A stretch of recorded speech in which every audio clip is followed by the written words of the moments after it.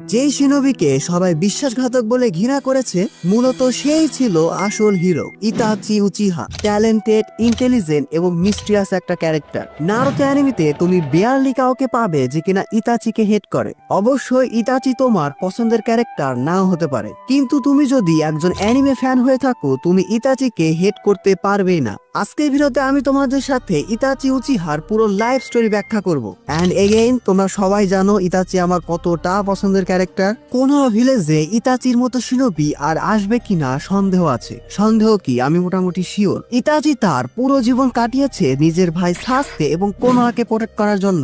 এমনকি ইতাচি আকাতসুকির মতো এত ডেঞ্জারাস অর্গানাইজেশনে জয়েন করেছিল যাতে করে সে কোনোহাকে প্রোটেক্ট করতে পারে। এমনকি ইতাচি এতটাই হার্ট ব্রেকেন শিনোবি ছিল যে তার মারা যাওয়ার মুহূর্তেও কেউ জানতেই পারেনি কিছুক্ষণ আগেই যে শিনোবি মারা গিয়েছে সে নিজের লাইফের পুরো সময় ব্যয় করেছে কোনোহা ভিলেজের জন্য।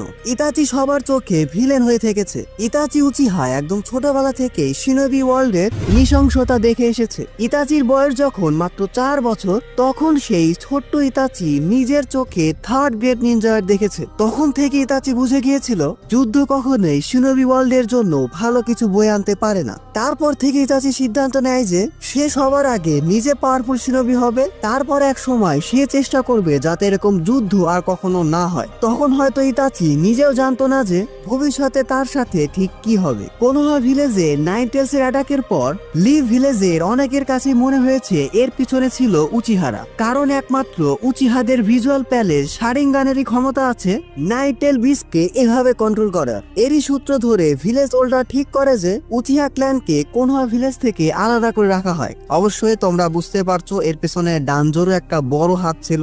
উচিহাদের এখানে আলাদা করে রাখার আরো একটা কারণ ছিল যাতে উচিহাদের উপর গোপনে নজর রাখা যায়। যাই হোক, আমাদের ইতাচি উচিহাও আস্তে আস্তে বড় হতে থাকে। ইতাচি ছোটবেলা থেকে অনেক ট্যালেন্টেড এবং স্মার্ট শিনোবি ছিল। খুব অল্প বয়সে সে এমন এমন টেকনিককে মাস্টার করে ফেলে যেটা অনেক জোনিন লেভেল শিনোবিরাও পারতো না। ইতাচি ছিল তার জেনারেশনের বেস্ট নিনজা। তার একাডেমিক স্কোর থেকে শুরু করে মিশন পর্যন্ত ইতাচি ছিল সব জায়গাতেই সাকসেসফুল। ধীরে ধীরে ইতাচি শিনোবি ওয়ার্ল্ডের হিস্ট্রি সম্পর্কে আরো কিছু জানতে পারে। ইতাচি ধীরে ধীরে নিজের স্কিল এবং জুৎসুকে আরো পারফেক্টলি মাস্টার করতে থাকে। গ্র্যাজুয়েশনের মাত্র 1 বছরের মধ্যে ইতাচি নিনজুৎসুকে কমপ্লিটলি মাস্টার করে ফেলে। এরপর ঘটে আরেক ঘটনা। ইতাচি ছিল একটা মিশনে, সেখানে ইতাচির সাথে দেখা হয় মাস্ক পরা একজন আননোন পার্সনের। সেই মাস্কম্যান একে একে সবাইকে মেরে ফেলতে শুরু করে ইতাচির চোখের সামনে। আর এটা দেখেই প্রথমবারের মতো ইতাচির শারিঙ্গানে আর্কেন হয়ে যায়। যাই হোক, সেখান থেকে কোনোভাবে বের হওয়ার পর